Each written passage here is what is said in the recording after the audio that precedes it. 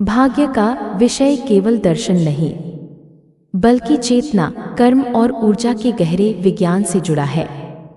आओ इसे चरणबद्ध और विस्तृत रूप में समझते हैं। भाग्य क्या है? भाग्य शब्द का अर्थ है फल या परिणाम। यह हमारे कर्मों, विचारों और चेतना के स्तर का संचित प्रतिफल है।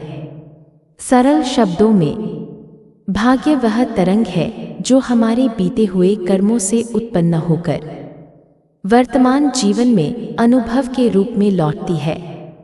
भाग्य का निर्माण कैसे होता है?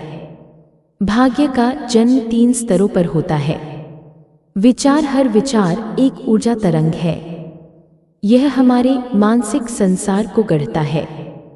कर्म, जब विचार कर्म में बदलता है तो वह ब्रह्मांड में एक कारण बनाता है।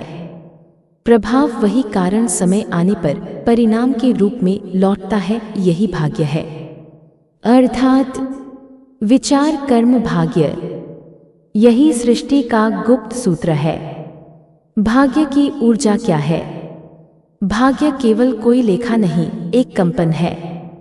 यह हमारे संचित कर्मों की विद्युत चुंबकीय तरंग के रूप में अस्तित्व में रहती है।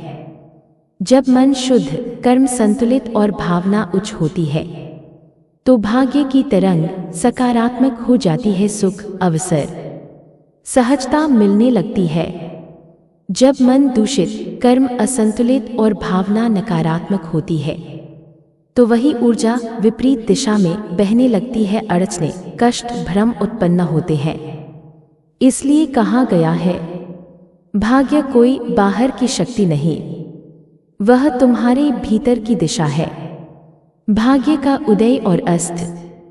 भाग्य स्थायी नहीं है, यह समय और चेतना के परिवर्तन के साथ बदलता रहता है। स्थिति, कारण, परिणाम। भाग्य उदय, जब चेतना ऊंची, कर्म शुद्ध और श्रद्धा जागृत होती है। जीवन में अवसर, मार्गदर्शन, सुख आता है।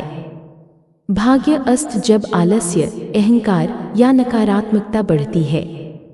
बाधाएं, भ्रम, कठिनाइयां उत्पन्न होती हैं। अर्थात भाग्य का उदय तब होता है जब तुम स्वयं के भीतर जागते हो।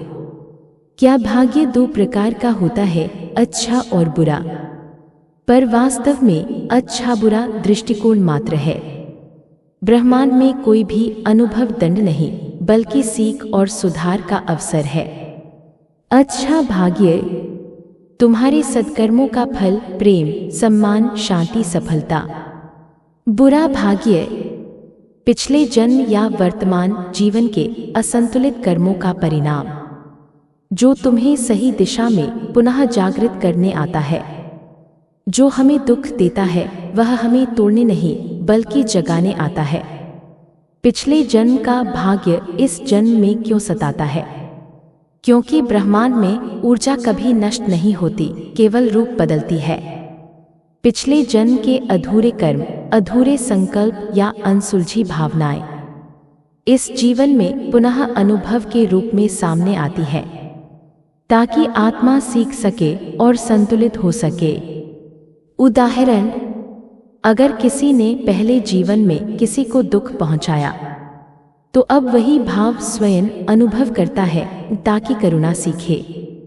अगर किसी ने ज्ञान या साधना अधूरी छोड़ी तो अब उसका आकर्षण उसी दिशा में होता है ताकि पूर्णता मिले। भाग्य को कैसे बदला जा सकता है? भाग्य बदलना कठिन नहीं, चेतना बदलना कठिन है। पर जब चेतना बदलती है, भाग्य स्वयं बदल जाता है। 3 सूत्र याद रखो। मेडिटेशन तुम्हारी ऊर्जा को पुनर्संतुलित करता है। पॉजिटिव थॉट नई भाग्य तरंगे बनाता है। निस्वार्थ कर्म पुराने कर्मों को शुद्ध करता है।